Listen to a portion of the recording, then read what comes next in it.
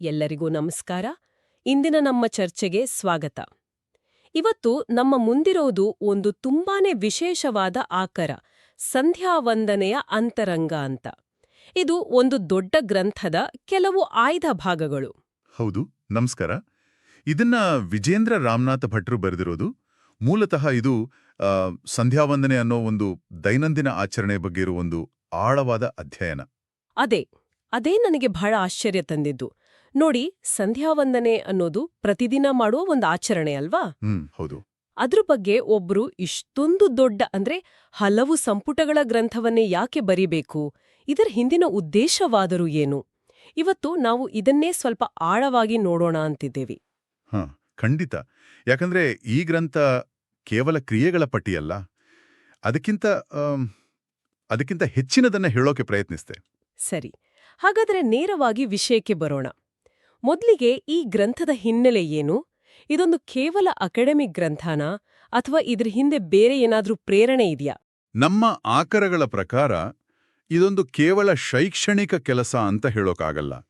ಇದರ ಹಿಂದೆ ಒಂದು ಆಳವಾದ ವೈಯಕ್ತಿಕ ಪರಂಪರೆ ಇದೆ, ಜೊತೆಗೆ ಒಂದು ಪ್ರಮುಖ ಆಧ್ಯಾತ್ಮಿಕ ಸಂಸ್ಥೆಯ ಅನುಮೋದನೆ ಕೂಡ ಇದೆ.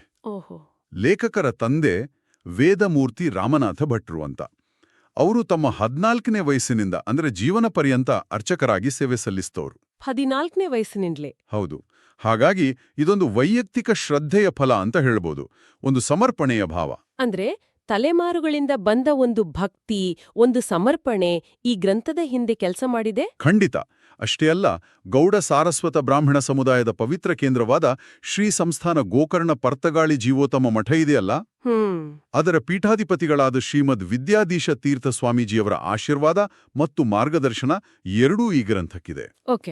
ಹಾಗಾಗಿ ಇದು ಕೇವಲ ಒಬ್ಬ ವ್ಯಕ್ತಿಯ ಆಸಕ್ತಿಯಲ್ಲ, ಅದೊಂದು ಪರಂಪರೆಯ ಮುಂದುವರಿಕೆ. ಹಾಗಾದ್ರೆ ಈ ಗ್ರಂಥದ ರಚನೆಯೇ ಒಂದು ಕುತೂಹಲಕಾರಿ ವಿಷಯ. ಆಕರದಲ್ಲೇ ಹೇಳಿರೋ ಹಾಗೆ ಇದನ್ನ 2 ಮುಖ್ಯ ಭಾಗಗಳಾಗಿ ವಿಂಗಡಿಸಿದ್ದಾರೆ. ಹೌದು, ಭಕ್ತಿಯುಕ್ತ ಕರ್ಮಯೋಗ ಮತ್ತು ಭಕ್ತಿಯುಕ್ತ ಜ್ಞಾನಯೋಗ ಅಂತ. ಆಚರಣೆ ಮತ್ತು ಜ್ಞಾನ. ನಿಖರವಾಗಿ. ಮೊದಲ ಸಂಪುಟ ಪೂರ್ತಿ ಆಚರಣೆಯ ಬಗ್ಗೆ, ಅದರ ಪ್ರತಿಯೊಂದು ಹಂತವನ್ನು ಆಚಮನ, ಪ್ರಾಣಾಯಾಮ, ಸಂಕಲ್ಪ, ಅರ್ಘ್ಯ ಪ್ರದಾನ, ಗಾಯತ್ರಿ ಜಪ ಹೀಗೆ ಎಲ್ಲವನ್ನೂ ವಿವರವಾಗಿ ಹೇಳಿದ್ದಾರೆ. ಸರಿ. ಆದರೆ ಈ 2ನೇ ಸಂಪುಟ ಅದು ಈ ಕ್ರಿಯೆಗಳ ಹಿಂದಿನ ತತ್ವ, ಅದರ ಅರ್ಥ ಮತ್ತು ಅದನ್ನ ಹೇಗೆ ನಮ್ಮ ಅನುಭವಕ್ಕೆ ತಂದುಕೊಳ್ಬೇಕು ಅನ್ನೋದರ ಮೇಲೆ ಫೋಕಸ್ ಮಾಡುತ್ತೆ. ಕ್ರಿಯೆ ಮತ್ತು ಜ್ಞಾನ ಎರಡೂ ಜೊತೆಯಾಗಿ ಹೋಗ್ಬೇಕು ಅನ್ನೋದು ಇದರ ಮೂಲ ಆಶಯ. ಈ ಕ್ರಿಯೆ ಮತ್ತೆ ಜ್ಞಾನದ ಸಮ್ಮೇಳನಕ್ಕೆ ಒಂದು ಒಳ್ಳೆ ಉದಾಹರಣೆ ನಮ್ಮ ಆಕರಗಳಲ್ಲಿ ಪ್ರಮುಖವಾಗಿ ಚರ್ಚೆಯಾಗಿದೆ. ಅದುವೇ ಅಘಮರ್ಷಣ. ಈ ಪದ ಕೇಳೋಕ್ಕೆ ಬಹಳ ಗಹನವಾಗಿದೆ. ಏನಿದು ಅಘಮರ್ಷಣ? ಹೌದು, ಆ ಪದವನ್ನ ಬಿಡಿಸಿದ್ರೇನೆ ಅದರ ಅರ್ಥ ಸ್ಪಷ್ಟವಾಗುತ್ತೆ. ನೋಡಿ, ಅಘ ಪಾಪ, ಅಶುದ್ಧಿ ಅಥವಾ ದೋಷ ಅಂತ. ಮರ್ಷಣ ತಿಕ್ಕುವುದು, ಒರೆಸುವುದು ಅಥವಾ ನಾಶ ಮಾಡುವುದು. ಒಟ್ಟಿನಲ್ಲಿ ಅಘಮರ್ಷಣ ಪಾಪಗಳನ್ನ ತೊಳೆದು ಹಾಕುವ ಕ್ರಿಯೆ. ಇದು ಸಂಧ್ಯಾವಂದನೆಯಲ್ಲಿ ಬರುವ ಒಂದು ಪ್ರಮುಖ ಶುದ್ಧೀಕರಣ ಪ್ರಕ್ರಿಯೆ. ಆಕಾರದಲ್ಲಿ ಪಾಪಪುರುಷ ವಿಸರ್ಜನೆ ಅನ್ನೋ ಒಂದು ಪದ ಇದೆ. ಕೇಳೋಕೆ ತುಂಬಾ ಸಿನಿಮ್ಯಾಟಿಕ್ ಆಗಿದೆ. ಹೌದು ಹೌದು. ನಮ್ಮೊಳಗಿನ ಎಲ್ಲಾ ನೆಗೆಟಿವಿಟಿಯನ್ನ ಒಂದು ರೂಪವಾಗಿ ಕಲ್ಪಿಸಿಕೊಂಡು ಅದನ್ನ ನಮ್ಮ ದೇಹದಿಂದ ಹೊರ ಹಾಕೋ ಕ್ರಿಯೆಯ ಬಗ್ಗೆ ನಾವು ಮಾತಾಡ್ತಾ ಇದೀವಾ? ನಿಖರವಾಗಿ ಅದೇ. ಅದೊಂದು ಅತ್ಯಂತ ಶಕ್ತಿಯುತವಾದ ಮಾನಸಿಕ ಕ್ರಿಯೆ. ಈ ಆಚರಣೆ ಮಾಡುವಾಗ ನಮ್ಮೆಲ್ಲ ನಕಾರಾತ್ಮಕ ಗುಣಗಳು, ತಪ್ಪುಗಳನ್ನ ಒಂದು ಕಪ್ಪು ವಿಕಾರ ರೂಪದಲ್ಲಿ ನಮ್ಮೊಳಗೆ ಕಲ್ಪಿಸಿಕೊಳ್ಬೇಕು. ನಂತರ ಉಸಿರು ಮತ್ತು ಸಂಕಲ್ಪದ ಮೂಲಕ ಆ ರೂಪವನ್ನ ನಮ್ಮ ದೇಹದಿಂದ ಹೊರಹಾಕಿ ಅದನ್ನ ನಾಶಪಡಿಸಬೇಕು ಅಂತ. ಇದು ಕೇವಲ ಯೋಚನೆ ಅಲ್ಲ, ಇದೊಂದು ಅನುಭವಕ್ಕೆ ತಂದುಕೊಳ್ಳುವಂತಹ ಶುದ್ಧೀಕರಣದ ಪ್ರಕ್ರಿಯೆ. ಮುಖ್ಯ ಮಂತ್ರ ಜಪ ಶುರು ಮಾಡೋ ಮೊದಲು ನಡೆಯುವ ಒಂದು ಆಂತರಿಕ ಸ್ನಾನದ ತರ. ಕರೆಕ್ಟ್, ಆಂತರಿಕ ಸ್ನಾನ. ಇದು ನಿಜಕ್ಕೂ ಆಸಕ್ತಿದಾಯಕವಾಗಿದೆ. ಹಾಗಾದ್ರೆ ಈ ಶುದ್ಧೀಕರಣಕ್ಕೆ ಬಳಸೋ ಮಂತ್ರ ಯಾವುದು? ಅದರ ವಿಶೇಷತೆ ಏನು? ಇಲ್ಲಿಂದಾನೇ ವಿಷಯ ಮತ್ತಷ್ಟು ಆಳವಾಗೋದು. ಈ ಅಘಮರ್ಷಣ ಕ್ರಿಯೆಯಲ್ಲಿ ಬಳಸುವ ಮಂತ್ರ ಋತಂಚ ಸತ್ಯಂಚ ಅಂತ ಶುರುವಾಗುತ್ತೆ. ನೋಡಿ, ವೈದಿಕ ಪರಂಪರೆಯ ಪ್ರಕಾರ ಪ್ರತಿಯೊಂದು ಮಂತ್ರಕ್ಕೂ ಅದರದ್ದೇ ಆದ ತಾಂತ್ರಿಕ ವಿವರಗಳಿರ್ತವೆ. ಹಾಗಾದ್ರೆ ಪ್ರತಿಯೊಂದು ಮಂತ್ರಕ್ಕೂ ಅದರದ್ದೇ ಆದ ಒಂದು ಮೆಟಾಡೇಟಾ ಇದೆ ಅಂತಾಯ್ತು. ಋಷಿ, ದೇವತೆ, ಛಂದಸ್ಸು ಇದೇನು ಒಂದು ಹಾಡಿನ ಕ್ರೆಡಿಟ್ಸ್ ಇದ್ದ ಹಾಗೇನಾ? ಸಾಹಿತ್ಯ ಯಾರು, ಹಾಡಿನ ಸ್ಫೂರ್ತಿ ಏನು ಮತ್ತು ಸಂಗೀತದ ತಾಳ ಯಾವುದು ಅಂತ? ಅದೊಂದು ಅತ್ಯುತ್ತಮ ಹೋಲಿಕೆ. ನೀವೇಣಿದ್ದು ಬಹುತೇಕ ಸರಿ. ಋಷಿ ಅಂದ್ರೆ ಆ ಮಂತ್ರವನ್ನ ಜಗತ್ತಿಗೆ ಮೊದಲು ಪರಿಚಯಿಸಿದ ದಾರ್ಶನಿಕ. ಓಕೆ. ಈ ಮಂತ್ರದ ಋಷಿ ಅಗಮರ್ಷಣ ಋಷಿ. ದೇವತೆ ಅಂದ್ರೆ ಆ ಮಂತ್ರ ಯಾವ ದೈವೀ ಶಕ್ತಿಯನ್ನ ಉದ್ದೇಶಿಸಿ ಹೇಳಲಾಗಿದೆಯೋ ಅದು. ಇಲ್ಲಿ ದೇವತೆ ಭಾವವೃತ್ ಅಂದ್ರೆ ಇರುವಿಕೆಯ ಮೂಲ ಸತ್ಯ ಅಥವಾ ಪರಮಾತ್ಮ. ಮತ್ತು ಛಂದಸ್ಸು? ಛಂದಸ್ಸು ಅಂದ್ರೆ ಆ ಮಂತ್ರದ ಛಂದೋಬದ್ಧ ರಚನೆ, ಅದರ ಮೀಟರ್. ಈ ಮಂತ್ರದ ಛಂದಸ್ಸು ಅನುಷ್ಠುಪ್. ಈ ರಚನೆ ಇದೆಯಲ್ಲ, ಇದು ಮಂತ್ರದ ಶಬ್ದಗಳಿಗೆ ಒಂದು ನಿರ್ದಿಷ್ಟವಾದ ಕಂಪನವನ್ನು ಕೊಡುತ್ತೆ, ಅದು ಅದರ ಪ್ರಭಾವವನ್ನು ಹೆಚ್ಚಿಸುತ್ತೆ ಅಂತ ನಂಬಿಕೆ. ಹಾಗಾಗಿ ಇದು ಕೇವಲ ಪದಗಳಲ್ಲ, ಪ್ರತಿಯೊಂದಕ್ಕೂ ಒಂದು ಮೂಲ, ಒಂದು ಉದ್ದೇಶ ಮತ್ತು ಒಂದು ಶಕ್ತಿಯ ಸಂಪರ್ಕ ಇದೆ. ಓಕೆ. ಹಾಗಾದ್ರೆ ಅಗಮರ್ಷಣ ಅಂದ್ರೆ ವೈಯಕ್ತಿಕ ಪಾಪಗಳನ್ನು ತೊಳೆಯುವ ಕ್ರಿಯೆ ಈ ಮಂತ್ರವನ್ನ ಬಳಸತ್ತೆ. ಆದ್ರೆ ಮಂತ್ರದ ಸಾಲುಗಳನ್ನ ನೋಡಿದ್ರೆ ಅದು ವೈಯಕ್ತಿಕ ವಿಷಯದ ಬಗ್ಗೆ ಮಾತಾಡೋ ಹಾಗೆ ಕಾಣ್ತಿಲ್ಲ. ಬದಲಿಗೆ ಬ್ರಹ್ಮಾಂಡದ ಸೃಷ್ಟಿಯ ಬಗ್ಗೆ ಹೇಳೋ ಹಾಗಿದೆ. ಆಕರದಲ್ಲಿ ಅದರ ಅರ್ಥವನ್ನ ಕೊಟ್ಟಿದ್ದಾರೆ. ಹೌದು, ಇದು ಋಗ್ವೇದದ 10ನೇ ಮಂಡಲದಿಂದ ಬಂದ ಸೂಕ್ತ. ಅದರ ಮೊದಲ ಶ್ಲೋಕದ ಅರ್ಥ ಈಗಿದೆ: ಋತಂಚ ಸತ್ಯಂಚ ಅಭಿಧಾತ್ ತಪಸೋ ಅಧ್ಯಜಾಯತ. ಓಕೆ.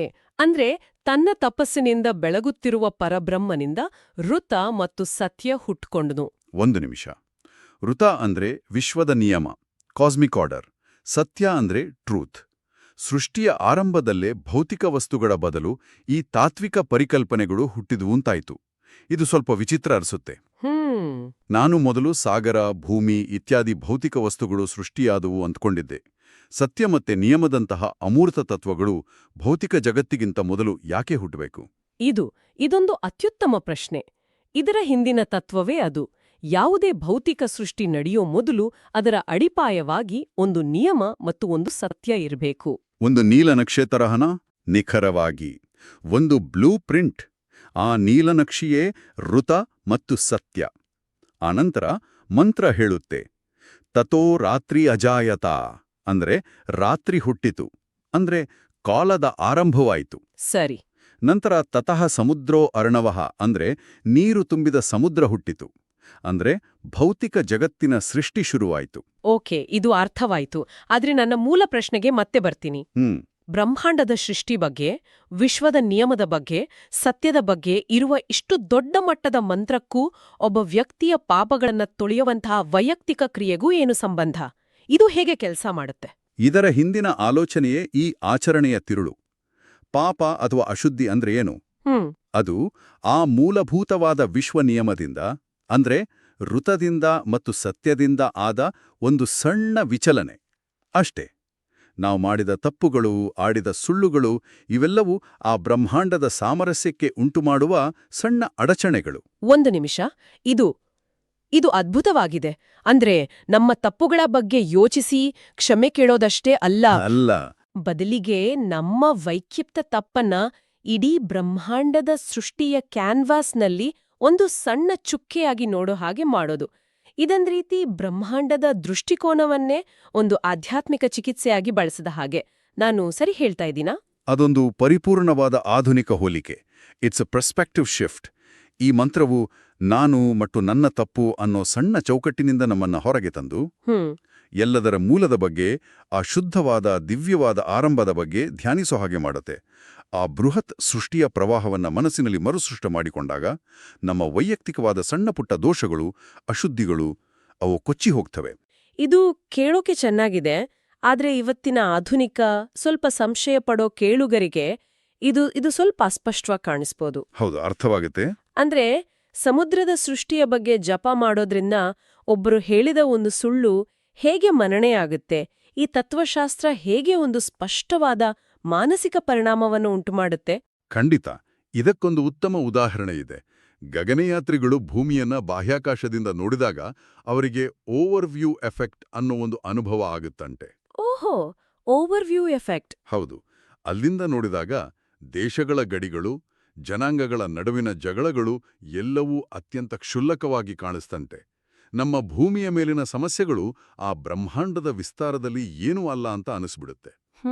ಈ ಅಗಮರ್ಷಣ ಮಂತ್ರ ಸಾವಿರಾರು ವರ್ಷಗಳ ಹಿಂದಿನ ಆ ಓವರ್ವ್ಯೂ ಎಫೆಕ್ಟ್ನ ಆಧ್ಯಾತ್ಮಿಕ ರೂಪ. ಇದು ನಮ್ಮ ದೃಷ್ಟಿಕೋನವನ್ನು ಬದಲಾಯಿಸೋ ಪ್ರಕ್ರಿಯೆ. ನಮ್ಮ ಅಹಂ ಮತ್ತು ಅದರ ಹೊರೆಗಳು ಆ ಬ್ರಹ್ಮಾಂಡದ ವಿಶಾಲತೆಯಲ್ಲಿ ಕರಗಿ ಹೋಗ್ತವೆ. ಇದು ಜ್ಞಾನದ ನೀರಿನಲ್ಲಿ ಮಾಡುವ ಆಂತರಿಕ ಸ್ನಾನ. ವಾ, ಜ್ಞಾನದ ನೀರಿನಲ್ಲಿ ಮಾಡುವ ಆಂತರಿಕ ಸ್ನಾನ.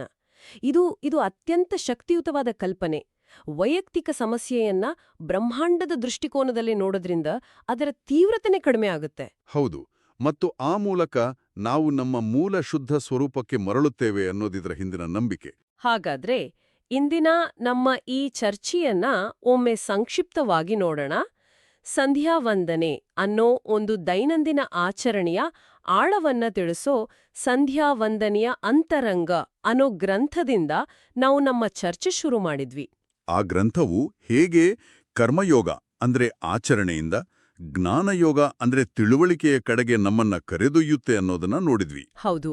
ಆಚರಣೆ ಮತ್ತು ಅದರ ಹಿಂದಿನ ತತ್ವ ಎರಡು ಎಷ್ಟು ಮುಖ್ಯ ಅನ್ನೋದನ್ನ ಇದು ತೋರಿಸುತ್ತೆ. ಮತ್ತು ಎಲ್ಲಕ್ಕಿಂತ ಮುಖ್ಯವಾಗಿ ಅಘಮರ್ಷಣ ಅನ್ನೋ ಒಂದೇ ಒಂದು ಮಂತ್ರ ವೈಯಕ್ತಿಕ ಶುದ್ಧೀಕರಣದಂಥ ಅತ್ಯಂತ ಖಾಸಗಿ ಅನುಭವವನ್ನ ಬ್ರಹ್ಮಾಂಡದ ಸೃಷ್ಟಿಯಂತಹ ಅತ್ಯಂತ ವಿಶಾಲವಾದ ಕಲ್ಪನೆಯೊಂದಿಗೆ ಹೇಗೆ ಸುಂದರವಾಗಿ ಬೆಸೆಯುತ್ತೆ ಅನ್ನೋದನ್ನ ನಾವು ಅರ್ಥ ಮಾಡ್ಕೊಂಡ್ವಿ. ಅಂತಿಮ ಮಾಡಿ ಕೇಳುಗನಿಗೆ ಒಂದು ಚಿಂತನೆ.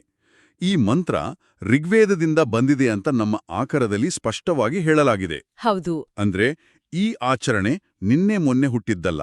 ಇದು ಇವತ್ತಿನ ಜನರನ್ನ ಮಾನವ ಇತಿಹಾಸದ ಅತ್ಯಂತ ಪ್ರಾಚೀನ ಗ್ರಂಥಗಳೊಂದಿಗೆ ನೇರವಾಗಿ ಸಂಪರ್ಕಿಸುವ ಒಂದು ಜೀವಂತ ಸಂಪ್ರದಾಯ. ಸಾವಿರಾರು ವರ್ಷಗಳಿಂದ ಹರಿದು ಬರುತ್ತಿರುವ ಒಂದು ಜ್ಞಾನ ಪ್ರವಾಹದ ಭಾಗವಿದು. ಹಾಗಾದ್ರೆ ನಮ್ಮ ಅಂತಿಮ ಚಿಂತನೆ ಹೀಗಿದೆ. ನಾವೆಲ್ಲರೂ ನಮ್ಮ ಜೀವನದಲ್ಲಿ ತಪ್ಪುಗಳ ಬಗ್ಗೆ, ವಿಷಾದದ ಬಗ್ಗೆ ಯೋಚಿಸುತ್ತೇವೆ. ಇಲ್ಲಿ ನಮ್ಮ ಆಕರವು ಅದಕ್ಕೊಂದು ವಿಶಿಷ್ಟವಾದ ಉಪಕರಣವನ್ನ ಕೊಡ್ತಾ ಇದೆ. ನಮ್ಮ ತಪ್ಪುಗಳ ಬಗ್ಗೆ ಒಳಮುಖವಾಗಿ ಚಿಂತಿಸುವುದರ ಬದಲು ಬ್ರಹ್ಮಾಂಡದ ಮಟ್ಟದಲ್ಲಿ ಹೊರಮುಖವಾಗಿ ಚಿಂತಿಸಲು ಹೇಳ್ತಾ ಇದೆ. ಬಹುಶಃ ಮುಂದಿನ ಬಾರಿ ನಾವು ಯಾವುದಾದ್ರೂ ವೈಯಕ್ತಿಕ ವೈಫಲ್ಯದಿಂದ ಕುಗ್ಗಿದಾಗ ಉತ್ತರ ನಮ್ಮೊಳಗೆ ಹುಡುಕೋ ಬದಲು ಹೊರಗೆ ನಕ್ಷತ್ರಗಳ ಕಡೆಗೆ, ಎಲ್ಲದರ ಮೂಲದ ಕಡೆಗೆ ನೋಡಿ ನಮ್ಮ ದೃಷ್ಟಿಕೋನವನ್ನ ಸರಿಪಡಿಸ್ಕೊಳ್ಬೇಕೇನೋ. ಇದ್ರ ಬಗ್ಗೆ ಯೋಚಿಸುತ್ತಾ ಇಂದಿನ ಚರ್ಚೆಯನ್ನ ಮುಗಿಸೋಣ.